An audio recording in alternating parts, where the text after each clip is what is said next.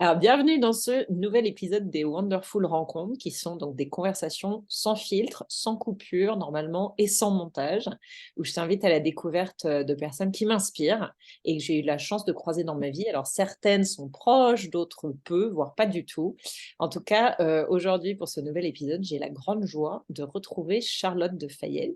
Alors, je pense pas me tromper, Charlotte, en disant que notre dernière conversation digne de ce nom remonte probablement à 2013 ou 2014, en C'est tout cas peut-être ça, tu es meilleure que moi, ouais. Mmh. avant le démarrage de ton aventure entrepreneuriale. Donc, ça ne nous rajeunit pas, mais pourtant, Charlotte semble défier le temps, comme vous pouvez le voir. Maman de 3 enfants, entrepreneur talentueuse. Charlotte est une femme pétillante qui m'a beaucoup enthousiasmée quand je l'ai rencontrée la première fois et qui a cette qualité superbe d'être aussi belle à l'intérieur qu'à Bon, l'extérieur. moi j'ai gagné ma journée. Et, ouais. Et pour ceux qui regardent sur YouTube, au lieu d'écouter l'interview, je suis sûre que vous voyez immédiatement de quoi je veux parler. Alors bonjour Charlotte et merci d'être là. Bonjour Raphaël, merci de m'inviter. Merci de prendre le temps parce que je sais que tu as des journées chargées. Et alors, je me suis rendu compte en préparant cette interview que pour commencer les 3 autres interviews, j'avais commencé par une question que, en fait, je déteste, qui est dis-nous qui tu es et ce que tu fais dans la vie. Et alors, pour la petite histoire, j'ai toujours détesté les gens qui te posaient en te rencontrant la question qu'est-ce que tu fais dans la vie?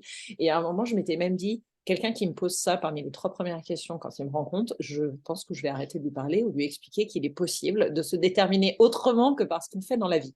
Donc, action-réaction. Voilà. Je ne vais pas commencer par te demander de te présenter et de dire ce que tu fais dans la vie, mais j'ai lu en préparant l'interview que quand tu as repris ta boîte, dont on va parler à un moment donné, tu as utilisé les portraits chinois en fait, auprès d'anciens clients de ta boîte pour essayer de mieux la comprendre et d'en dresser le portrait, etc. Alors du coup, je me suis dit qu'on allait commencer par ça, si ça te va.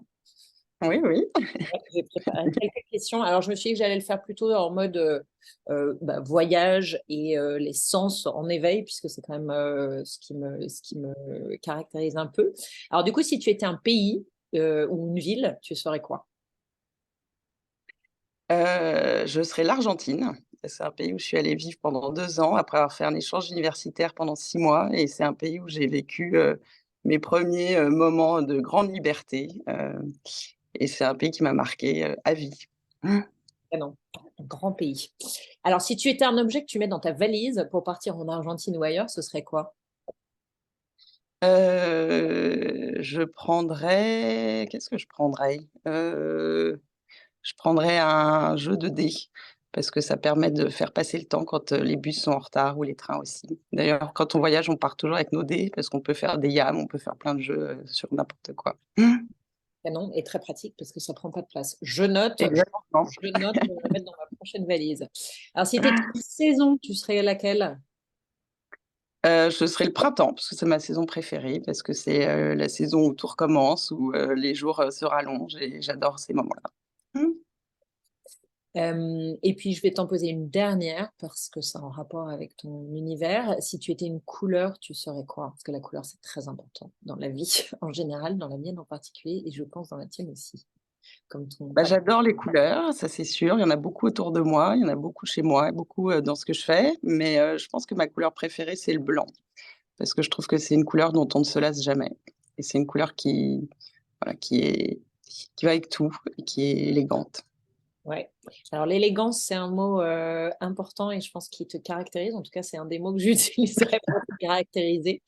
C'est probablement aussi un des mots qui caractérise l'entreprise que tu as reprise, je ne sais pas comment on dit. Mais du coup, peut-être maintenant, est-ce que tu peux expliquer aux personnes qui te découvrent peut-être qui tu es et ce que tu fais aujourd'hui, parce que ça passe justement par la couleur et tu vas nous expliquer comment et pourquoi. Et voilà. Alors moi j'ai 43 ans, j'ai fait des études de marketing et j'ai travaillé dans des grands groupes, chez Danone et chez L'Oréal et j'ai repris, il y a bientôt 9 ans, une vieille marque de mailles qui s'appelle Molly, que je connaissais. Je pensais pas la reprendre, je pensais juste l'aider à se développer. En fait, il y avait plus d'équipe, plus rien Et c'est une marque que j'adorais, avec un très joli point de maille. À l'époque, elle faisait que de la layette et je l'ai relancée et j'ai ajouté à cette marque un vestiaire pour femmes en maille. Et alors, si je me trompe pas, parce que donc je me souviens d'une conversation juste avant que tu reprennes Molly, en tout cas où tu te posais la question de reprendre Molly, où tu parlais de belle endormie, ce que je trouvais très joli comme expression. On peut dire que 8 ans après, c'est tout sauf une belle endormie, puisque tu viens de gagner le prix, alors j'adore, Business with Attitude ou quelque chose comme Ouais, ça. le nom est génial. Le nom est génial. On m'a proposé de participer à ce prix du Madame Figaro et j'ai postulé dans la catégorie création. Il y a 5 catégories. J'ai été semi-finaliste puis finaliste et j'ai finalement remporté le prix du public en sollicitant tout le monde autour de moi.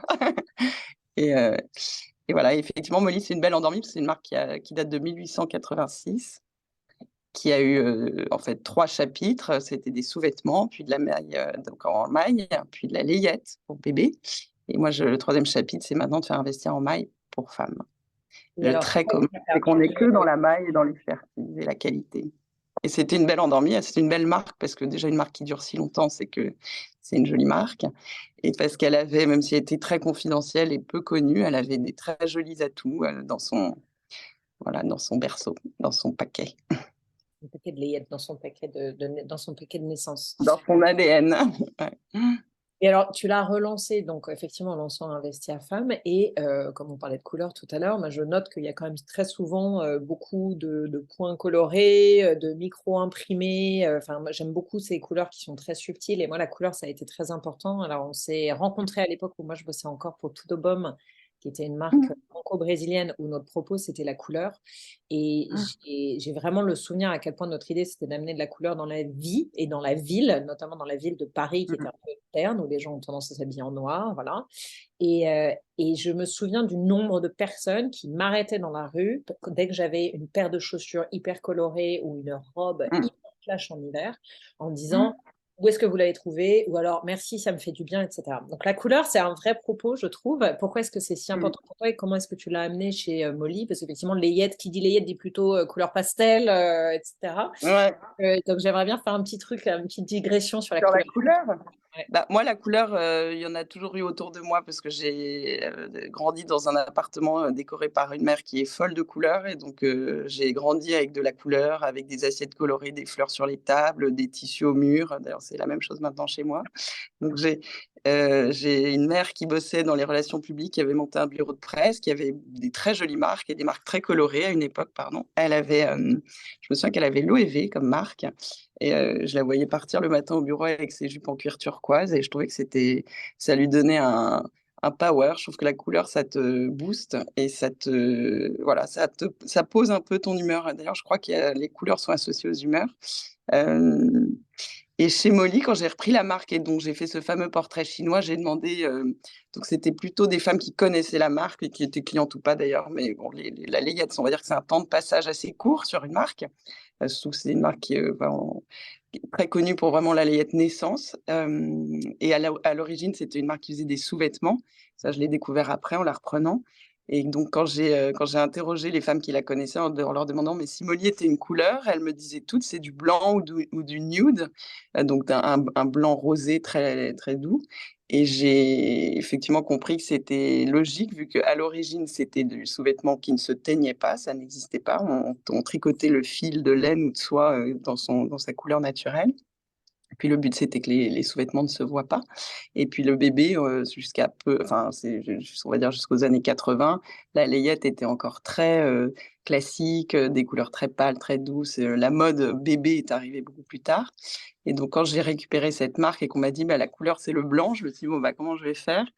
Ça m'arrangeait parce que j'adore cette couleur et que c'est une couleur, comme je disais, qui est intemporelle. Mais du coup, j'ai fait une étiquette blanche avec un logo blanc. C'était juste un jeu de tricotage, enfin de jeu de points qui dessine le logo Molly sur l'étiquette. Mes sacs sont blancs, les boîtes sont blanches, dans un blanc crème parce qu'il y a 50 nuances de blanc, évidemment. C'est pas un blanc optique, c'est un blanc très doux, très chaud. Et puis en fait, la couleur, elle est arrivée petit à petit. je suis partie, je me souviens, très vite, dans les salons des filateurs, parce qu'en fait, la maille, c'est d'abord acheter des fils et après on les envoie dans les ateliers pour qu'ils nous fassent des essais de points et ensuite on développe des modèles dedans. Et j'avais été dans le salon du fil qui se passe à Florence 2 fois par an et il y a souvent des petits salons vintage à côté. J'étais allée me promener, j'étais tombée sur une culotte en maille pour enfants toute petite, dans un jaune sublime que maintenant on garde tout le temps en collection, qui est un vrai jaune mimosa. Et ça a été la première vraie couleur qu'on ait mise et qui a tout de suite marché. Et petit à petit, on a commencé à jouer avec les couleurs parce que comme on joue avec des fils, mais on n'est que monomatière finalement, enfin on est monotechnique de points, c'est-à-dire qu'il y a pas de cuir, il y a pas de jean, il y a pas d'imprimé, il y a pas on est juste sur des entrelacements de fils et en ça, je trouve qu'on pourrait ressembler un peu à des éditeurs de tissus et c'est génial parce qu'en fait, on a comme une énorme boîte de crayons de couleur quand on travaille avec nos fils et en fonction de comment on positionne les fils, sur une même pièce, on peut avoir des effets complètement différents et maintenant, ça fait donc 8 ans, la couleur est devenue c'est devenu une vraie, force de la marque. Voilà, moi que petite digression, c'est vrai quand j'ai repris Molly, je m'étais dit: «J'aimerais faire de Molly», parce qu'il faut donner des phrases quand tu expliques aux gens ce que tu veux faire de ta marque. J'ai expliqué que je voulais faire de Molly le RS de la maille. Pour moi, RS, c'était la référence du maillot de bain. C'est, mon premier maillot de bain que ma mère, c'était la marque de ma mère et je on devient un peu enfin, c'est une sorte d'intronisation quand on commence à acheter des maillots RS et c'est vrai que chez RS, donc il y a de l'expertise, du savoir-faire, c'est une marque complètement intergénérationnelle. C'est une marque où on croise des gens dans la boutique de 20 ans ou de 70 ans et personne se dit que l'autre n'est pas à sa place. C'est des femmes qui ont le même profil d'achat, c'est des femmes qui cherchent l'excellence, la coupe parfaite, la pièce au petit détail, mais qui en même temps ne se démode pas. Et chez RS, il y a un editing de la couleur que j'adorais, c'est-à-dire que toutes les saisons, il y avait vraiment les 8 couleurs ou 10 couleurs, je ne sais plus, RS, et c'était un aubergine très particulier ou un rouge coquelicot incroyable. Et je m'étais dit: «Il faut qu'on ait un peu la même approche», c'est-à-dire que chaque saison, donc nous on a 2 saisons contrairement à RS qui ne fait qu'une saison de maillot, enfin à l'époque, et je me disais: «Bah, il faudrait que chaque saison il y ait la même manière, l'editing des couleurs, Molly», et il y a beaucoup de couleurs qu'on fait d'ailleurs teindre pour nous et sinon on a tout ce travail maintenant d'association de couleurs. Alors ça, les grands, grands, grands, enfin pour moi les comment dire? La référence de ça, c'est Hermès. Ouais, bien Voilà. sûr. Donc Bien par sûr. exemple, on a beaucoup d'images d'inspiration de leur, par exemple, de toute leur ligne maquillage, de leur, tout chez, Hermès et un choix très, très précis des couleurs et une association très, très précise des couleurs et ça, je trouve que c'est inspirant. Ouais, bah, super. Parce que c'est vrai que Voilà. les couleurs, Voilà mes références, tu vois? Je mets ouais, la barre bah, très non, bah, haut. c'est des belles références. Bah, c'est en même temps, tu as une marque très, Ah, qualitative, très haut de très, gamme, luxe, enfin, très haut de OK. gamme, donc c'est normal que tu aies des références haut de gamme. Ouais. Hem, Ouais. non, mais c'est vraiment intéressant parce que je pense que vraiment la couleur, ça nous amène dans un état Mmh. d'esprit. Enfin, typiquement, souvent on pose la question, comment tu fais pour changer ton état d'esprit? Moi, par exemple, un matin où je me réveille de mauvaise humeur, je vais volontairement aller mettre une robe rose pétard ou, un Mmh. truc orange flash et Mmh cetera mh. et ça va Mmh mh. insidieusement changer mon état d'esprit, quoi. Alors du coup, Ouais. d'ailleurs, en parlant de changer son état d'esprit, toi, c'est quoi te s'il y a des petits trucs, tu vois, quand tu as petite perte de régime, de bonne humeur et cetera, c'est quoi ton truc? Alors moi, c'est clairement souvent la couleur. Ça, c'est quoi ton Bah, petit truc? déjà, faut se dire que l'entrepreneuriat, c'est quand même l'ascenseur émotionnel, donc le coup de haut et le coup de bas, je pense que c'est non-stop, à la fois dans la journée, sur la semaine, enfin, c'est impressionnant. C'est peut-être ce que je trouve le plus dur dans l'entrepreneuriat, c'est les hauts et les bas par lesquels on passe, et d'une heure à l'autre presque, d'une bonne nouvelle à une mauvaise nouvelle ou d'un doute énorme à une confiance énorme tout à coup, enfin voilà. Hem, Effectivement, moi, je suis plus, c'est pas c'est plutôt la façon dont je m'habille qui est le reflet de mon humeur et c'est vrai que, c'est marrant parce que j'ai des amies qui témoignent que quand elles ont des grosses présentations, des copines qu'on a en commun par exemple, ou d'autres, me disent: «Bah, moi je mets, mon pull Molly de telle couleur ou ma jupe Molly» parce que ça leur donne ça leur donne confiance en elles. Moi, c'est vrai que le matin, je m'habille pas, ça prend pas beaucoup de temps en général, j'ai pas le temps, mais c'est vrai que la façon dont je me serai habillée va avoir une incidence sur mon état d'esprit, et après le petit la façon, on va dire, de se rebooster, je pense que faut savoir, en fait, les gens autour de soi qui vous font du bien. Hem, Moi, j'ai identifié, par exemple, une copine dans le quartier où je me rends compte que quand je la vois, j'ai une super patate après et du coup, je l'appelle, on se dit: «Tiens, on se fait un déj» et on rigole, on passe 1 heure à dire tout et n'importe quoi et je repars au bureau et en fait, ça m'a juste aéré l'esprit et ça me je trouve que c'est ça qui est important. C'est important de se de d'identifier les enfin, globalement, on est entouré de gens bienveillants et sympas, mais il y en a où tu sais pas pourquoi, en fait. Tu les vois, tu as un petit coup de mou, tu te remets en question, tu te sens, et d'autres où à l'inverse, tu les vois et tu as juste envie de rigoler, de dire n'importe quoi et voilà, donc il faut aller choisir De les recroire dans le les bonnes projet. personnes au bon moment. Ouais, complètement. Et ça, c'est hyper juste. C'est un des trucs d'ailleurs dont je parle beaucoup avec les personnes qui suivent le programme Graines de Baobab. Mais je pense qu'on minimise beaucoup jusqu'à ce qu'on s'en rende compte à quel point notre environnement, donc ce dont Ouais. les gens qui nous entourent, ce dont on se nourrit, hein, ça peut être ce qu'on Mmh. mange, ce qu'on écoute, ce qu'on voit, Mmh, etc. mmh mh. Tout ça a vraiment un impact sur notre état d'esprit. Et effectivement, les personnes qui nous entourent, en fait, parfois avec la plus grande bienveillance, nous font pas le plus grand bien, nous Non. sapent le moral, nous sapent la planche, etc. Et c'est Ouais.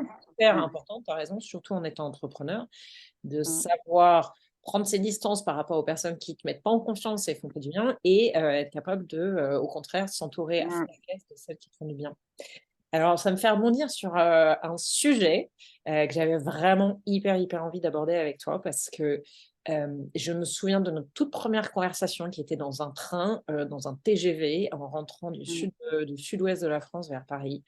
Et on parlait, tu me disais ce que tu faisais à l'époque, je crois que tu travaillais encore chez L'Oréal, tu avais pas encore le projet, Molly et cetera et je me souviens que tu m'as dit: «Moi, de toute façon, je manque terriblement de confiance en moi» et alors moi, j'ai failli, m'écrouler sur mon siège TGV là, c'était pas un strapontin, mais c'est comme si je m'étais pris le strapontin dans la tronche et je me suis dit: «Pardon? Pardon? C'est possible?» À l'époque, on devait avoir 25 ans, comment c'est possible qu'une fille aussi, joyeuse, pétillante, jolie, pleine d'idées, intelligente, et cetera, manque de confiance en elle. Et alors bon, on a presque 20 ans de plus maintenant, je Mmh. dois avouer que, particulièrement avec le boulot que je fais maintenant, je me rends compte à quel point le manque de confiance en soi est un truc qui est hyper, répandu. Ouais. Et ce qui est vraiment intéressant, c'est de voir ceux qui, réussissent à pas garder ça comme un frein et à le dépasser, enfin identifier le manque de confiance en soi, justement, trouver les bonnes, les choses qui marchent pour dépasser ce manque de confiance en soi. Donc tu évoquais notamment le fait de bien s'entourer, c'est tellement vrai. Je pense qu'on évoquera la présence de ton mari à un moment. Hem Mmh. et du coup, ce qui m'intéresse, voilà, dans l'identification du problème de confiance en soi, c'est comment est-ce que tu fais malgré tout pour avoir un moteur, pour avancer, pour dépasser tes peurs et cetera? Donc typiquement dans ton projet entrepreneurial, c'était quoi tes freins, c'était quoi tes peurs, liées au manque de confiance en soi et comment tu as fait pour les dépasser? Qu'est-ce qui t'a permis de, trouver le moteur malgré tout ça? Bah, en fait, je trouve que le début de l'entrepreneuriat, en fait, toute la phase avant d'être vraiment de s'être lancé, finalement, c'est pas un moment où on a si peur parce qu'on est extrêmement, on a une confiance en soi de fou. C'est d'ailleurs pour ça qu'on le fait. On est sûr que ce qu'on fait va marcher. Puis on est tellement dans la préparation de son lancement. En l'occurrence, pour moi, ça a été, reprendre 2 boutiques, les refaire, recruter des responsables de boutique, travailler avec la styliste sur la nouvelle collection, aller voir les ateliers, lancer la première prod et cetera. Tout ça, en fait, on est dans son planning et on tient son planning et en fait, on est tellement dans l'action qu'on n'a pas tellement, on manque enfin, c'est pas le moment où j'ai le plus manqué de confiance en moi, au contraire, j'avais, des ailes dans le dos. C'est plutôt au moment où on se lance et où on se dit: «Bah, maintenant, ça y est, c'est les boutiques sont ouvertes. Où sont les clients? Est-ce que la presse va parler de moi? Est-ce que, les gens vont être contents? Est-ce que ça va prendre?» Et c'est les grands moments où on monte et on descend, le fameux ascenseur dont je parlais. Hem, donc c'est pas tellement de se lancer, moi, qui a été, je trouve difficile, c'est la gestion de l'après. C'est, entretenir la flamme, entretenir le enfin, continuer à enfin, essayer de faire, décoller cette marque. Heu et du coup, bah, c'est enfin, par rapport à la question de comment, surmonter ses peurs, je pense il faut vraiment croire à ce qu'on fait, sinon de toute façon on le ferait pas si on commençait à beaucoup douter. Donc dans le fond, on y va parce qu'on a vraiment confiance et c'est vrai que quand on a ces moments de doute, il faut parler autour de soi. Moi, tu parlais de mon mari, c'est marrant parce qu'en ce moment, on est en train de faire, nos achats de prod pour l'été prochain. On s'est mis une belle croissance, notamment sur notre site web. Je regardais parce que du coup la personne en charge de ça a fait toute la commande et puis je repassais la commande hier soir et je me disais: «Mais est-ce qu'on est sûr qu'on va réussir à vendre tout ça? Est-ce qu'on s'applique vraiment cette croissance-là? Est-ce que si? Est-ce que ça?» Donc tu vois, je suis encore dans des grands doutes. Heu et là, ce matin, du coup, j'en parlais avec, mon mari qui est, l'homme de l'ombre de ce projet, qui ne fait pas du tout, qui n'est pas du tout dans la mode ni dans le enfin, il fait complètement autre chose, mais il connaît le projet depuis le début et donc on en discute régulièrement. Je dis: «Mais est-ce que tu crois que je mets vraiment x2 sur ci, fois cela?» Il dit: «Bah oui, regarde, tu as cette croissance organique, tu as quand même, voilà, et puis tu vas optimiser ça, rappelle-toi, et puis ci, et puis ça», et du coup, voilà, c'est beaucoup dans l'échange et dans le faut rationaliser ses choix et il faut du coup pouvoir échanger sur les choix qu'on fait avec, des gens qui connaissent, le sujet. Parce que en l'occurrence, en ce qui me concerne, je me suis lancée seule avec, au début, une petite équipe très junior. Enfin, j'ai repris mon ancien stagiaire de chez L'Oréal. La personne senior de l'équipe, c'était la responsable de la boutique, mais c'est pas elle qui va vendre, enfin, qui va créer la com et l'envie de la marque. Et du coup, c'était beaucoup avec Xavier, mon mari, que j'ai discuté de toutes les questions que je pouvais avoir parce que j'avais pas d'associé, j'avais pas de personne, entre guillemets, de sparring partner pour discuter de tout ça. Donc c'est beaucoup lui qui me redonne confiance en moi parce que comme il et ce qu'il me dit a de la valeur parce que je sais il le pense et 2 il connaît quand même bien le projet il le suit de près depuis le début. Donc c'est pas le conseil de quelqu'un sur un coin de table qui n'a pas suivi et qui ne sait pas et qui va te dire: «Mais si, voyons, enfin, t'inquiète pas». Bah si, je m'inquiète. C'est engageant quand même de doubler mes volumes d'achat. Ouais. Voilà. Alors, c'est marrant, bon, il y a plein de trucs qui me viennent quand je t'écoute là. La première, juste pour rebondir, c'est, il y a une et je trouve toujours hyper intéressant comme tu prends une décision, donc tu décides de effectivement doubler, ton objectif et cetera et puis c'est là où tous les gremlins dans ta tête commencent à si tu pèses pas sur le Mmh, bouton action tout de suite, c'est là où tous les gremlins commencent à faire: «Oui ouais. et si j'y Mmh. arrivais pas?» et en Mmh. fait, moi, je me dis maintenant, à chaque fois que je m'entends dire: «Et si j'y arrivais pas?» ou «Et si ça marchait pas? Et si je me dis: «Attends, là, c'est une mauvaise question. Pose-toi la question Mmh. autrement. Comment j'y arrive?» C'est quoi la Ouais. première étape que je peux faire pour y arriver? Comment est-ce que je peux Mmh. me rassurer sur le fait que ça va marcher et cetera? Et c'est vrai que, Mmh. chercher enfin, juste en changeant la question, bah, du coup, naturellement, tu vas aller chercher des Mmh. réponses qui sont bien meilleures plutôt que Mmh. celles du doute, du manque de Mmh. confiance en soi et cetera. Et alors, c'est Mmh. vachement intéressant ce que tu dis sur la confiance en toi au démarrage parce que bon, tu venais pas de l'univers de la mode, enfin, c'est quand même un univers un petit peu, complexe, la fabrication, la Mmh. production, les achats et cetera. Donc c'est vraiment intéressant. Donc tu as eu aucun doute au moment où tu t'es décidé, enfin au moment où tu te posais la question d'acheter cette marque, tu as eu aucun doute sur ta capacité à y arriver ou sur, «Je fais le bon choix»? Qu'est-ce que tu t'es Bah, dit à ce moment-là? Alors, c'est parce que tu parlais de la mission, et de se dire, c'est, en fait, d'être vraiment connecté à quelque chose qui est important pour soi. Qu'est-ce que tu avais identifié à ce moment-là comme étant super important pour toi, qui t'a permis de dépasser, toutes ces questions-là? moi, à nouveau, la marque, je la connaissais et je l'appréciais beaucoup. Du coup, je pense il y avait quelque chose de peut-être un peu irrationnel en me disant: «Mais je peux pas croire que d'autres personnes n'aiment pas, cette matière extraordinaire que cette petite maille Molly, ces détails si jolis, cette façon, comment dire? Délicate de faire de la mode». Moi, j'ai une formation généraliste, donc en fait, entre guillemets, hein, bien sûr, il suffit de trouver une très bonne styliste et une bonne responsable de magasin et ce fameux stagiaire que j'ai recruté qui était un super couteau suisse et après moi je faisais mon rôle que j'ai toujours fait, c'est-à-dire d'être, un peu chef d'équipe. Heu, Après j'ai passé beaucoup de temps dans les ateliers, je voulais absolument comprendre comment, on faisait des points de ma j'ai voulu comprendre le produit plus que tout, maîtriser les coûts, comprendre comment je pouvais rechallenger tout. Donc j'ai et puis parce qu'en plus j'ai adoré découvrir cet univers de la maille. Donc quand on est moins, ignare et qu'on commence à connaître bien son sujet et c'est mon cas et ça a été mon cas parce que ça a été très vite, je me suis plongée dans des livres, je me suis formée à l'IFM, j'ai rencontré plein de monde dans le secteur, enfin j'ai vraiment pris le max d'infos, et de tout ça, je me suis dit: «Bah, allons-y, de toute façon le risque, entre guillemets, est pas non plus, à considérer» parce que c'était, 2 pas de porte avec 2 boutiques avec des petits droits de bail et des loyers faibles et une première prod qui était pas délirante donc c'est toute propor enfin je pense que l'angoisse vient aussi comment dire? Du risque, notamment financier qu'on prend, tu vois? Qui n'était pas du tout anodin, mais qui n'était pas délirant, on va dire. Oui et puis alors, c'est marrant parce qu'effectivement se dire dans ces cas-là, bon et au pire, il se passe quoi? Comme tu dis, au pire, bah, j'ai 2 Mmh. patins, je les revends et en fait, souvent, il s'agit vraiment de passer d'appuyer sur le bouton action, comme Mmh. tu dis, aller se Ouais, former, enfin se dire: «Au lieu de rester dans mes doutes, bah, je prends le taureau par les cornes, ouais, j'apprends, je faut m'entoure bien». connaître son sujet, ouais. Après, on dit ça, moi je te dis ça a posteriori, mais dans ma tête, il a jamais été question de licencier les vendeuses, liquider le stock et fermer boutique. Je n'ai jamais envisagé cette option, même si elle était complètement possible dans le fond. Il y a des boutiques qui ferment tous les jours, il y a des projets qui se terminent tous les jours et tout le monde continue d'avancer et personne n'est mis au pilori parce qu'il a échoué. Enfin, tout le monde dans le fond, donc moi vis-à-vis de l'ego, j'avais pas de problème. Vis-à-vis des gens que j'engageais dans le projet, j'étais déjà beaucoup moins à l'aise, on va dire. Heu et c'est marrant parce que je parle avec plusieurs personnes, maintenant qui me demandent, qu'on se prenne un café, qui se lancent ou qui sont déjà lancés, qui hésitent et cetera et j'ai ce discours-là alors qu'il y a 6 ans, on m'aurait dit ça, je me serais dit: «Mais jamais je n'arrêterai, je veux réussir, je veux» donc je prends un peu le rôle du vieux sage alors qu'à l'époque, j'étais, vraiment dans mon projet à fond, manches remontées en me disant: «Il est hors de question que ce projet s'arrête». Et en fait, c'est vrai qu'il faut pouvoir se le dire, très honnêtement, je pense que la vie continue et qu'on au moins c'est marrant parce que j'en discutais avec une personne qui s'est lancée et qui avait l'air de vouloir un peu arrêter donc je discutais avec elle et je disais: «Mais tu sais, n'aie jamais de regrets, au moins tu l'auras fait» et je pense que le pire, c'est d'avoir des regrets.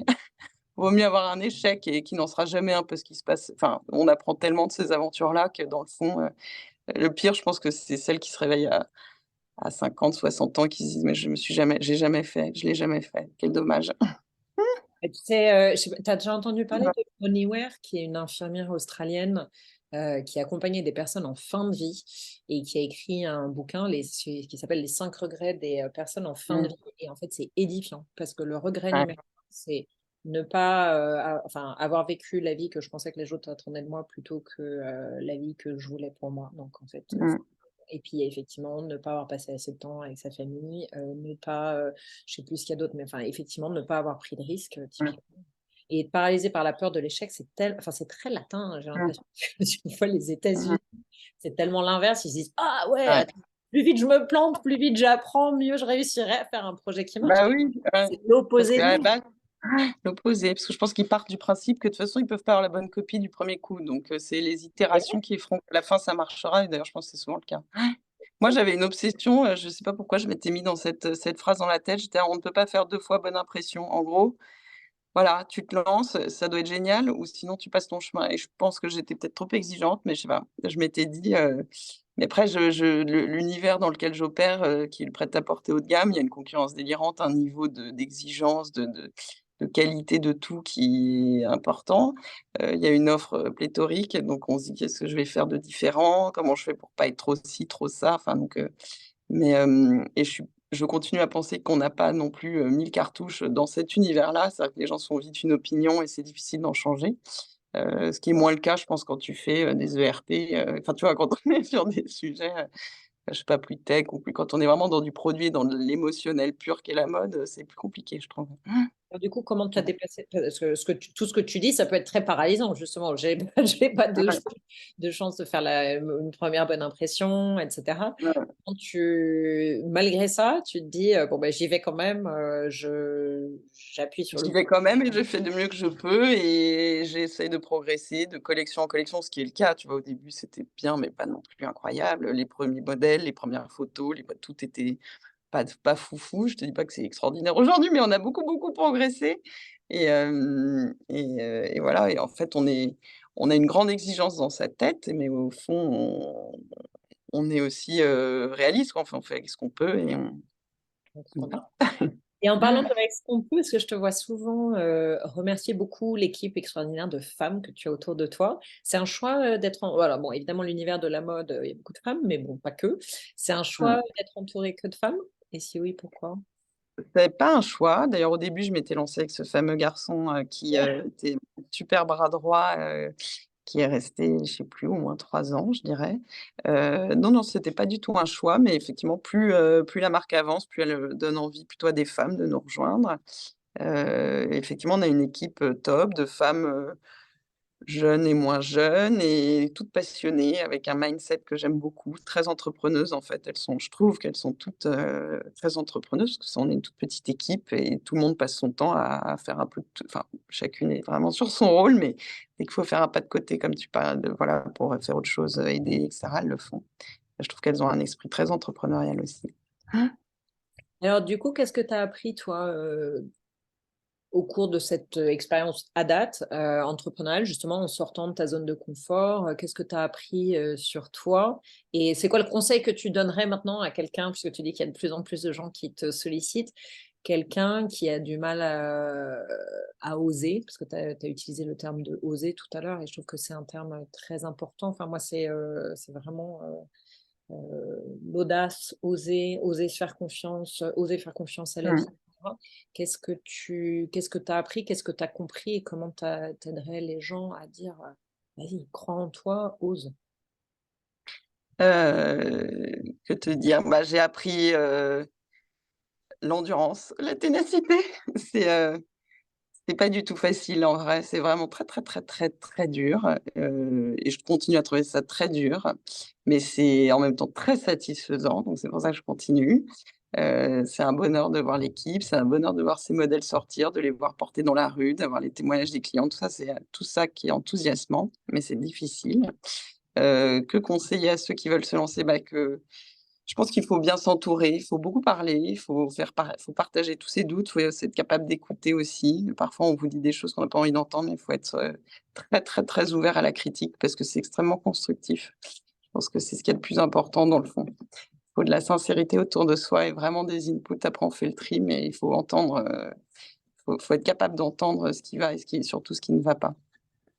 Voilà, donc c'est important d'avoir des gens, heu, sincères qui te disent, très honnêtement ça se alors ils le feront toujours avec la bienveillance parce qu'ils savent que c'est des projets enfin on est sensible quand on se lance, on a envie que ça marche, on s'expose, donc on n'a pas envie d'être critiqué et en même temps c'est tellement précieux, tellement précieux. Voilà et moi Génial. je sollicite beaucoup les clientes aussi, parce que pour moi, c'est les plus importantes, parce que c'est elles qui viennent en boutique, c'est elles qui achètent, qui dépensent, qui mettent de l'argent dans ces pièces et donc c'est important d'écouter ce qu'elles ont à dire, ce qu'elles aiment moins et ça, j'ai fait déjà 3 tables rondes, enfin voilà, on prend beau je demande énormément aux responsables de boutique de me dire ce qu'elles ont dit, ce qu'elles ont aimé, ce qu'elles ont essayé, ce qui a été, ce qui n'a pas été, ce qu'elles trouvent cher, pas trop, que ceci enfin, c'est très, très, très important, je pense, d'écouter, mais ça, c'est ma formation marketing. Je pense que c'est très important d'écouter ce que les gens, qui voilà, bah, c'est ma base de clients, c'est eux qui font avancer le projet, c'est eux qui financent tout dans le fond, ceux qui financent, nos salaires, nos bureaux, nos prods, nous, tout. Donc ces gens-là, faut écouter ce qu'ils ont à nous dire et il faut beaucoup, beaucoup ouais, les solliciter, je trouve, voilà. En tout cas dans le secteur dans lequel je suis, mais après, voilà. C'est marrant parce que quand je suis arrivée chez L'Oréal avec ma culture Danone, on faisait énormément d'études conso, des groupes quanti, des groupes quali, parce que j'étais au développement produit, et que je suis arrivée après chez L'Oréal et je disais: «Mais je comprends pas, vous faites jamais d'études clients?» et là, ils m'ont dit: «Mais non, voyons, le luxe, c'est on impose, en fait, c'est à nous d'imposer la demande, enfin Ah, l'offre, pardon» et voilà. Hem et ça m'avait étonnée, je m'étais dit: «Mais en fait, je suis pas d'accord» parce que, en tout cas, quand on est une marque après oui, l'offre enfin comment dire? La désirabilité se crée, quand on a les moyens gigantesques de très grands groupes de luxe, mais quand on est une plus petite marque et c'est mon cas avec millions de fois moins de moyens, bah, c'est très important d'écouter, je trouve, ce que les, clientes, ont à dire alors, est-ce que et tu à avais nouveau osé faire le le dire, je suis pas d'accord à l'époque? Est-ce que tu avais osé le dire à ton boss? Ou est-ce que tu nous le dis maintenant? Non, j'avais pas osé le dire parce que c'était effectivement L'Oréal, enfin Lancôme a les moyens de donner envie de s'acheter la crème, Génifique donc c'est parce qu'en fait, ça c'est statistique, c'est-à-dire que plus on est exposé à un message publicitaire, plus à un moment, on a envie du produit donc comme ils ont une puissance de frappe absolument incroyable, ça fonctionne. Mais à nouveau, ça ne marche pas, pardon, hop là, ça ne marche pas quand on est petit.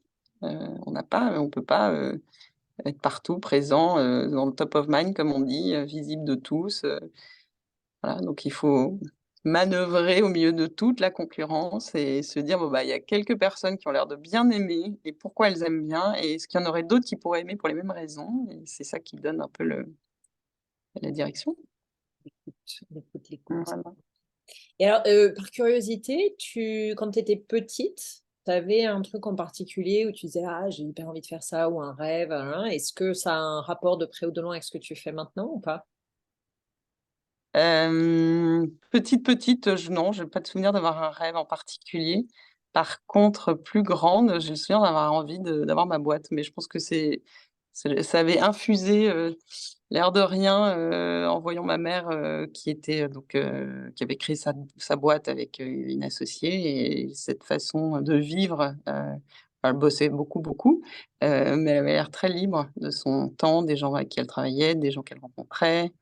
Donc je pense que c'est l'envie, en tout cas, à un moment d'être, capitaine de navire heu, peu importe le sujet, le secteur, mais je pense que ça avait infusé. C'est rigolo parce que tu as utilisé liberté là en parlant de l'entrepreneuriat et de ta maman. Tu as utilisé le mot liberté aussi en parlant de l'Argentine au tout début, de Mmh, ton pays et de l'expérience de la liberté, que tu avais faite vraiment pour la première fois à ce niveau-là en tout cas. Du coup, c'est quoi mmh, la liberté, pour toi au quotidien malgré un emploi du temps hyper chargé, une boîte à gérer, mmh, 3 enfants, plein d'amis et mmh. cetera? Comment elle s'incarne et comment est-ce que tu réussis à te préserver des moments de liberté, ou une forme de liberté? Parce que c'est pas forcément des moments d'ailleurs. C'est quoi la liberté et comment tu Bah, la pour moi, la liberté dans ma vie professionnelle, en tout cas, c'est d'être, celle qui décide, dans le fond. Même si je prends les avis, j'ai quand même a priori plutôt c'est moi qui ai le mot de la fin. J'ai une liberté plus dans ma façon de, gérer, les coups d'accélérateur ou enfin, c'est plutôt moi qui donne le rythme, on va dire.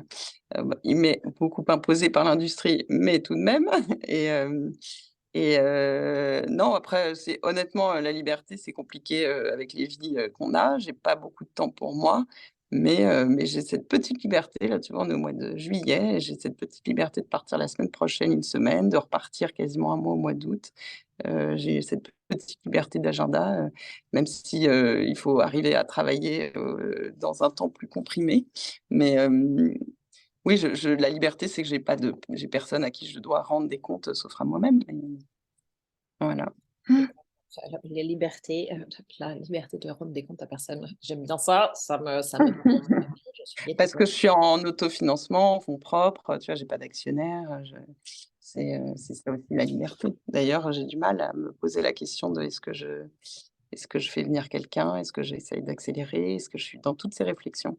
Tu combien de boutiques à date? C'est un vrai sujet, tu sais? C'est un peu je me compare, est-ce que, je sais pas, ouvert un restaurant, les clients reviennent, le menu est parfait, la cuisine tourne bien, je ferme un mois l'été, je reviens enfin, tu vois? Je serais avec cette image-là en me disant: «Bon, bah, est-ce qu'il faut en ouvrir 10 ou est-ce que je me contente d'un?»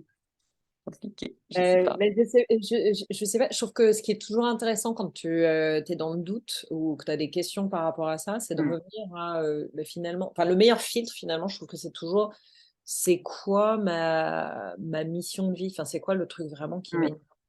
Pour quelles raisons, j'ai décidé de reprendre cette boîte? Pour quelles des raisons cette boîte-là en particulier, par exemple, dans ton cas? mmh, Et qu'est-ce que j'essaye de délivrer au monde, au travers de Molly? Hem Et je trouve qu'assez souvent, ça aide à trouver, une réponse, mmh, au fond de soi, en fait. Parce que, il y a effectivement ce qu'on te dit, «Ah, faut développer, ton réseau, il faut développer tes points de vente, faut être ci, faut être ça». mmh, Et puis après, ce qui fondamentalement est toi, ce en quoi tu crois, ce pourquoi tu le fais. Donc, je sais pas, je me dis et en fait, souvent, là encore, on se fait, sucer le cerveau, par le brouhaha extérieur, alors qu'en fait, la réponse, elle est en nous, souvent. mmh. Mais Hem c'est une question quand même, ambitieuse de se dire: «Est-ce que en fait, on se lance aussi parce que tout à coup, on a un coup de cœur pour un projet, on se dit: «Mais attends, je pourrais faire des choses géniales» et on le fait par vraiment intuition et passion et pas par, réflexion de, «Je vais changer le monde» et effectivement, une fois qu'on est sur son rythme de croisière, que c'est le cas de Molly en ce moment, la boîte est saine, gagne de l'argent, s'autofinance et cetera, on se dit: «Mais» et bah, c'est là qu'on se pose en fait la question. On le fait pas au démarrage. On se dit: «Mais en fait, C'est quoi le but de tout ça, quoi? Qu'est-ce que je veux faire avec ça? Quel est le donc j'ai pas la réponse encore. Vous avez quand même un engagement très fort, en matière de production, sur de la production, européenne, une fabrication hyper qualitative, travailler Ouais. dans des ateliers locaux, donc il y a une forme d'engagement, quand même très fort là-dessus, qui moi Mais me la marque était, c'est parce que c'était dans les gènes de la marque, tu vois? De faire du haut de gamme, du à l'époque, c'était fait en Suisse, c'était extrêmement quali, et donc moi, c'était une évidence qu'il fallait que je travaille avec des ateliers en France et en Italie. Après, heureusement, de toute façon, j'aurais pas repris cette marque, si, j'ai jamais fait, enfin, j'aime beaucoup l'industrie du prêt-à-porter, mais c'est pas une passion, tu vois? Je dessine pas des vêtements depuis que je suis née, pas du tout, et j'ai mis beaucoup de temps à m'intéresser vraiment au sujet. Non, ce que j'adore, c'est le savoir-faire, et ça, je l'ai vraiment touché du doigt avec Molly, parce qu'en fait, je me suis rendu compte que faire les modèles qu'on faisait, pas tant de monde savait le faire. En France, il y avait plus beaucoup d'ateliers. En Italie, bah, c'est un vrai travail de recherche et développement avec les équipes, des ateliers, notamment le programmeur, ceux qui programment les machines. Heu et du coup, la marque, heureusement, a en elle ces valeurs-là, parce que je c'est pas un choix, dans le fond, parce que Molly a toujours été une marque qui produisait, avec des matières naturelles, tout était fait en Suisse, tout était extrêmement qualitatif, et cetera. Donc j'ai hérité de ça, et tant mieux, que ça soit dans l'air du temps aujourd'hui, tu vois? après Mais, c'est un choix de le maintenir, c'est peut-être pas un choix au départ, mais c'est heu quand même un choix de le non, non. maintenir. Ah, mais c'est un choix, oui, oui, c'est complètement un choix de le maintenir, et c'est ce qui fait que j'ai pas de, à nouveau, l'industrie, m'intéresse pas plus, enfin, j'ai un vrai sujet avec cette industrie parce qu'elle est quand même, elle est, orgiaque, elle consomme, c'est délirant, tu vois? Que quand je suis arrivée, enfin, de tout début, je me souviens, la responsable de la boutique, boulevard Saint-Germain, c'est une ancienne de chez Vanessa Bruno. Moi, elle avait plein de réflexes que j'avais pas du tout. Le 15 janvier, elle me dit: «Alors, qu'est-ce qu'on solde?» Et je lui dis: «Bah, pardon?» «Bah oui, on met tout à combien? Moins 30 ou moins 40?» Je dis: «Mais on va jamais solder, enfin, et le bébé?» «Mais jamais!» Et alors, elle me disait: «Mais comment ça?» Je dis: «Mais enfin, c'est pas, rien n'est périmé, dans ce qu'on a fait, ça se enfin, ce pull bleu marine, évidemment qu'il a encore une longue vie devant lui». Donc on a joué le très, très, très, très peu de soldes, et puis après, tant mieux, on a eu une demande presque plus importante que l'offre. Donc comme on avait des sujets de production qu'on produisait assez peu, on n'avait pas besoin de solder parce on avait plutôt le problème inverse de rupture. Mais c'est vrai que c'est mais quelle horreur, cette industrie, quelle horreur de se dire qu'il faut tout rechanger. Moi, j'ai commencé chez Danone sur Evian, donc il y avait une eau inchangée depuis des millénaires, mise dans des bouteilles, dans 4 formats. Enfin, c'était un catalogue produit extrêmement simple. Après, je suis passée chez L'Oréal dans le maquillage sur Shu Uemura et sur le soin de Kiehl's, et dans le soin, il y avait pas tellement de renouvellement du catalogue. Ils vendent toujours les mêmes crèmes, ils font des extensions de produits, mais c'est pas la révolution tous les 3 mois comme dans la mode. Et par contre, sur le maquillage, je me souviens, il y avait, je sais plus, 250 références de rouge à lèvres, et tous les et t 1/3 du catalogue était renouvelé tous les ans, et j'avais découvert ça et je me dis: «Mais quel est l'intérêt? Enfin, le rouge à lèvres rouge, on l'aime toujours rouge, enfin, «Ah, mais c'est le colortainment et le retailtainment», et j'étais là: «Mais qu'est-ce que c'est que ça?» Et en fait, c'est affreux, quoi, de se dire: «Moi, j'ai envie de pièces qui durent, j'ai envie de modèles, heu enfin, ça a aucun sens, en fait, de produire pour, tout brader et refaire quasiment les mêmes choses, un détail près». Enfin, je sais pas, j'ai un gros sujet avec tout ça, D'accord. donc Heureusement, j'ai envie de te dire que c'est un sujet parce que heureusement. c'est Et donc voilà, donc moi j'arrive, du coup, presque avec des mauvais, enfin, tant mieux, j'ai pas du tout les réflexes de la mode. Je suis arrivée en disant: «Ah non, non, non, mais on va pas solder. Éventuellement, on fera des soldes de la saison d'il y a 18 mois, et encore, s'il nous reste quelques tailles». Parce qu'à un moment, il faut cleaner les fonds de stock, mais c'est très, très faible ce qu'on fait. Mais, et voilà, et donc je suis arrivée tout de suite avec l'idée qu'en fait, il fallait pas, on a plutôt travaillé un catalogue produit qui se développe de façon organique. C'est-à-dire qu'il y a vraiment les piliers de tous les carry-over, et puis après on recrée des nouveautés puisqu'on a aussi envie, et moi la première, en septembre, je fais un petit tour des magasins et je m'achète les 2 3 trucs que je mettrais pendant 6 mois ou plus, bien sûr. On aime la nouveauté, mais à ce point de rapidité et tout, je trouve que ça tourne pas rond. Donc j'ai un petit sujet quand même avec ce secteur, et donc je suis très heureuse de à me ta dire, bah, en manière, fait, tu apportes une autre à ma réalité. façon, et puis heureusement, j'ai cette, enfin, j'ai un peu découvert ça, enfin je le savais, mais quand tu es vraiment le nez dedans et tous les 6 mois tu refais tout et tu refais les collections et les showrooms et les sessions d'achat et les têtes de série et les livraisons et la prod et le truc et le machin, tu te dis: «Mais ah! Au secours!»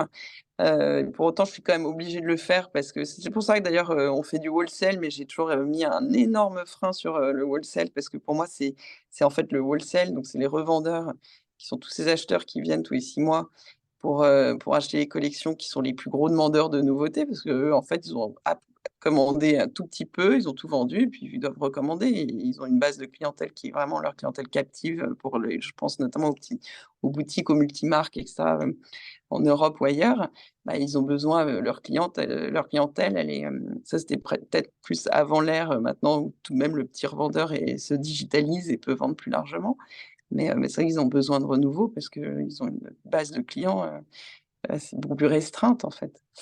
Enfin voilà, je sais plus où je voulais en venir, mais en tout cas ce rythme est idiot, ces braderies, ces soldes sont idiotes et vaut mieux, voilà, je préfère reproduire, ça c'est l'avantage aussi de la maille, c'est qu'en fait on a quelques stocks de fil en avance, et puis on se dit: «Bon, bah, sur cette pièce-là, on pourra en refaire assez facilement» parce que dans le fond, je sais pas, ça peut mettre, enfin on peut refaire de la prod assez rapidement quand il y a de la capacité de prod dans les ateliers. Il faut juste c'est souvent les approvisionnements de fil qui peuvent prendre du temps, et je préfère travailler comme ça, je trouve ça Vos plus propres rassurant. ateliers ou c'est des Non, ateliers? non, non, non, c'est des ateliers qui travaillent avec d'autres marques, voilà.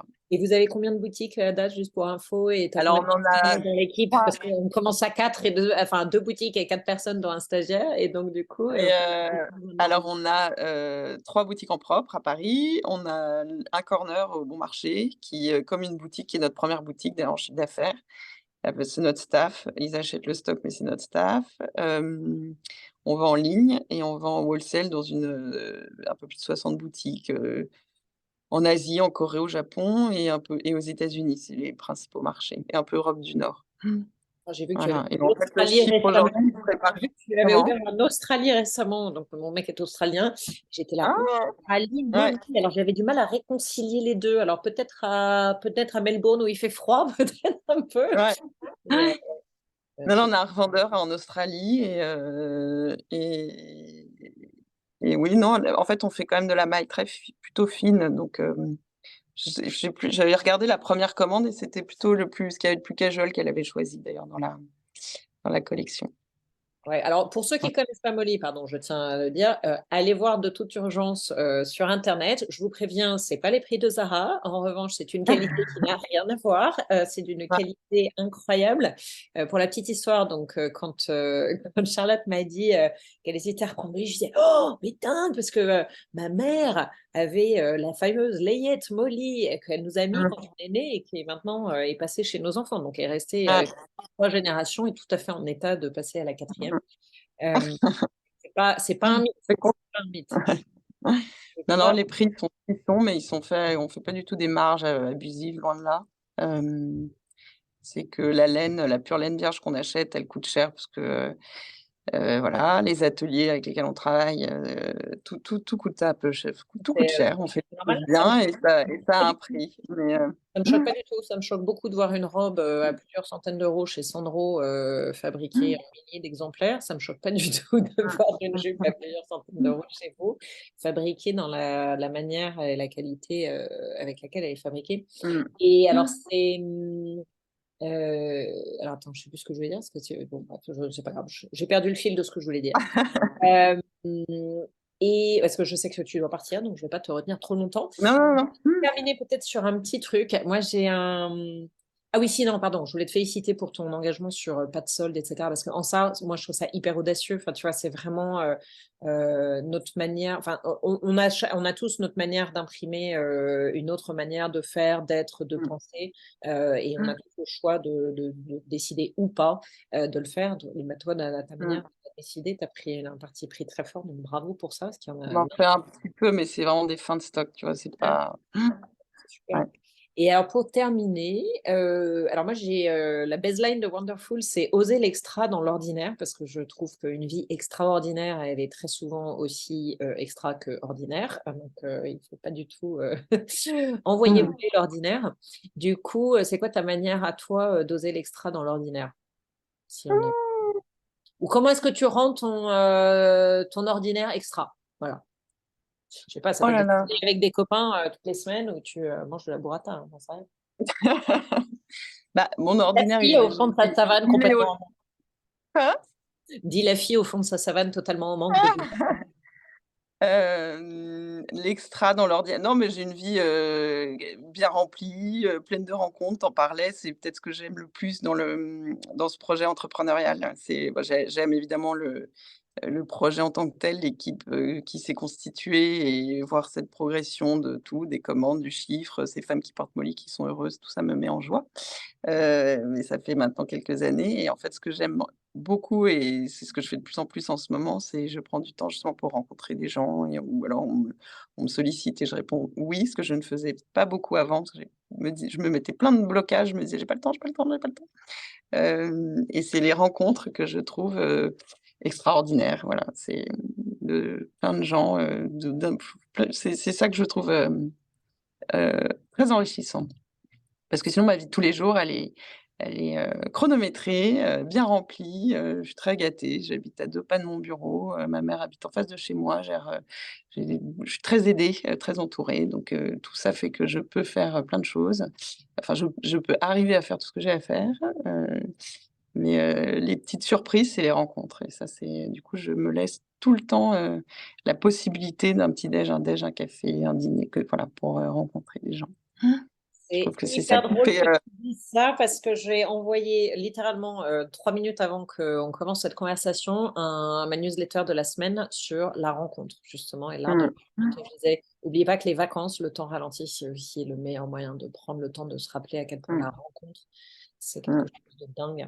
Et ça se passe sur ton palier, au coin de mmh, ta rue et à l'autre bout du monde. Mais en fait, mmh, ça agrandit ton univers. En fait, c'est mmh, vrai.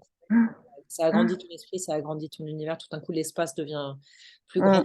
plus rempli, plus coloré. Donc, c'est Et puis ce que je trouve amusant des rencontres, c'est que tu ne sais pas pourquoi, mais il y a toujours, une rencontre donnera toujours une autre lieu à une autre rencontre, où il y a plein de hasards, qui n'en sont pas forcément. Je trouve ça rigolo. Et quelqu'un que tu peux rencontrer, une fois, tu les revois après. Enfin, il y a des connexions qui se font, il y a des idées qui émergent, il y a des je sais pas, plein de trucs. Donc la rencontre, c'est génial. Voilà, ça fera le mot de la fin. ouais, bah super. Merci beaucoup, Charlotte, pour cette wonderful Merci à rencontre, justement. toi. Je vais raccrocher pour te laisser courir dans ton emploi du temps chronométré. Je vais arrêter cet enregistrement. Je te dis merci. Si tu as peut-être un mot de la fin, d'ailleurs, Merci avant à de toi. terminer, ou pas. Comment? Tu as dit quoi? Tu as peut-être un mot de la fin que tu veux ajouter, quelque chose que tu n'as pas dit, que tu Non, veux. bah, bravo à ton projet parce que j'ai l'impression j'ai peu de temps parce que j'habite, vraiment très, très proche de mon bureau, mais dès que j'ai le temps, dès que je fais de la voiture et tout, j'écoute des podcasts et en fait, je trouve que c'est un super médium pour, rentrer enfin, j'aime beaucoup le ton de la conversation, j'adore l'idée de j'adore ces podcasts, en fait. Je trouve que dès que j'en écoute, j'adore et donc bravo de faire ça parce que c'est la meilleure manière de faire, donner des idées, faire connaître des voilà, des gens, des profils, donc c'est bravo. Bah, Bravo à bravo à toi. toi d'avoir accepté parce que je tiens à préciser pour les personnes qui nous écouteront que Charlotte m'a dit, quand je lui ai envoyé un message, je me disais: «Est-ce que tu voudrais bien qu'on fasse?» Elle m'a dit: «Oui, mais tu sais, moi, je suis pas très à l'aise pour parler en public et cetera» et tu vois? Tu as dit oui, tu as osé dire oui, Ah, tu le fais très mmh, bien et tu vas inspirer d'autres personnes. Donc voilà, il faut toujours se merci. dire: «Ce que je fais permettra d'inspirer d'autres personnes», donc c'est une bonne Mmh, raison de sortir de sa zone de confort. Merci pour merci. ça. J'arrête l'enregistrement, je te dis bye bye.